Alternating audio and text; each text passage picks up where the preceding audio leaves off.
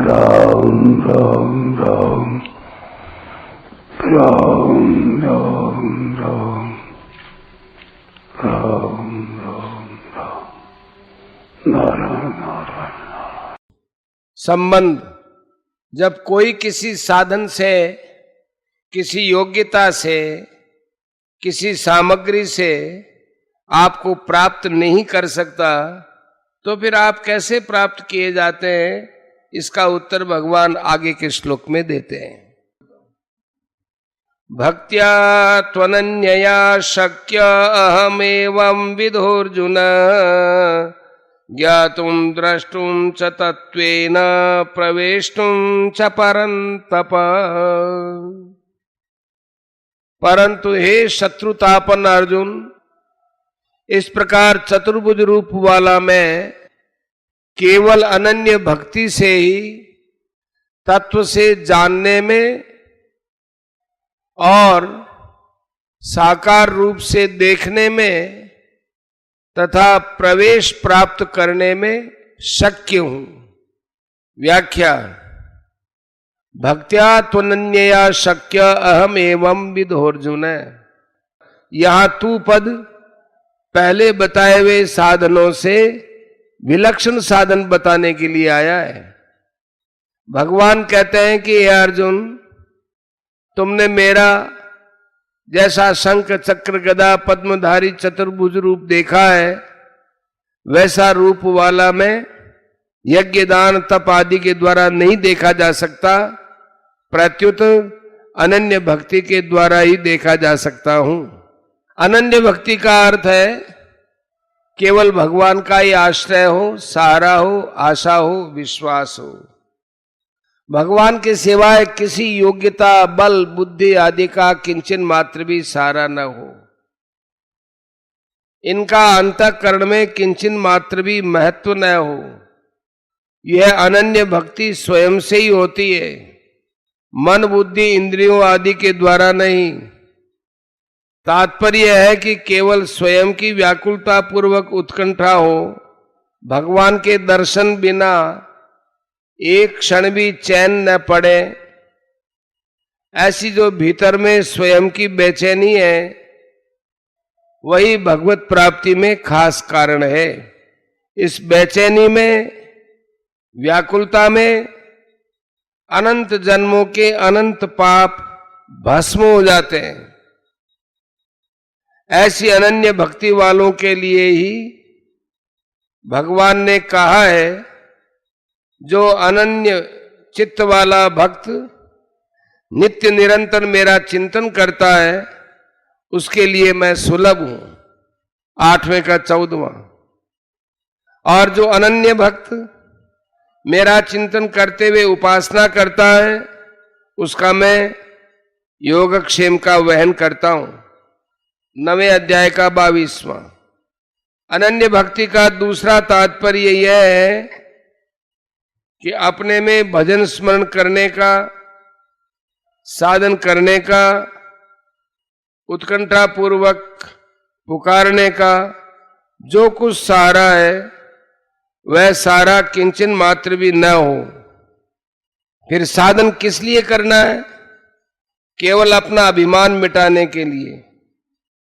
अपने में जो साधन करने का बल का भान होता है कि साधन के बल पर मैं अपना उद्धार कर लूंगा, उसको मिटाने के लिए साधन करना है।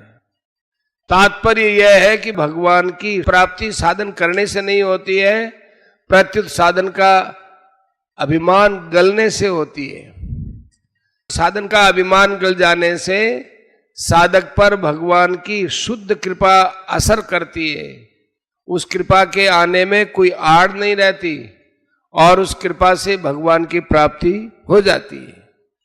ज्ञातुम द्रष्टुं च तत्त्वेन प्रविष्टुम। ऐसी अनन्य भक्ति से ही मैं तत्व से जाना जा सकता हूं। अनन्य भक्ति से ही मैं देखा जा सकता हूं। अनन्य भक्ति से ही मैं प्राप्त किया जा सकता हूं। ज्ञान के द्वारा भी भगवान तत्व से जाने जा सकते हैं और प्राप्त किए जा सकते हैं। 18वें अध्याय का 55वां श्लोक। पर दर्शन देने के लिए भगवान बाध्य नहीं है। ज्ञातुम कहने का तात्पर्य है कि मैं जैसा हूं वैसा का वैसा जानने में आ जाता हूं। जानने में आने का यह अर्थ नहीं है कि मैं उसकी बुद्धि के अंतर्गत आ जाता हूं, प्रत्युत उसके जानने की शक्ति मुझसे परिपूर्ण हो जाती है।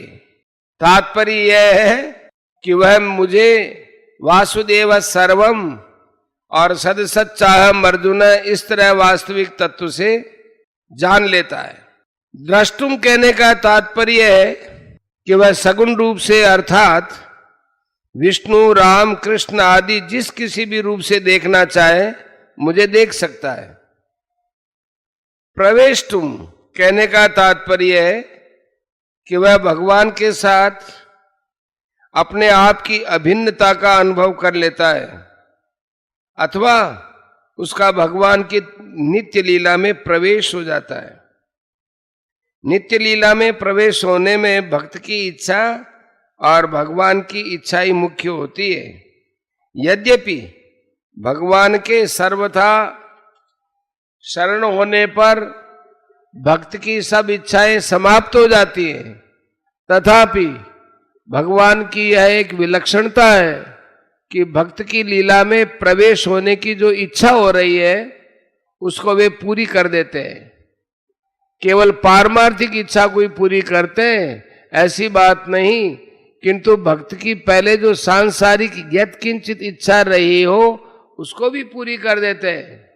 जैसे भगवत दर्शन से पूर्व की इच्छा के अनुसार ध्रुव जी को 36,000 वर्ष का राज्य मिला और इधर विभीषण को भी 1 कल्प का राज्य मिला।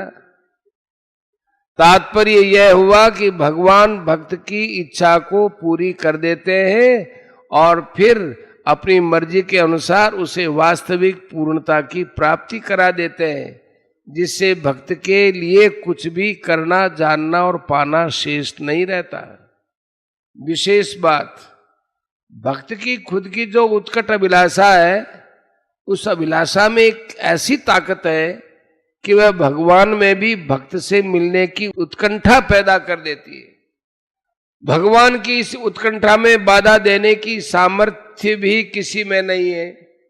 अनन्य सामर्थ्यशाली भगवान की जब भक्त की तरफ कृपा उमड़ती है तब वह कृपा भक्त के संपूर्ण विघ्नों को दूर करके भक्त की योग्यता अयोग्यता को किंचन मात्र भी नहीं देखती हुई भगवान को भी परवश कर देती है, जिससे भगवान भक्त के सामने तत्काल प्रकट हो जाते हैं।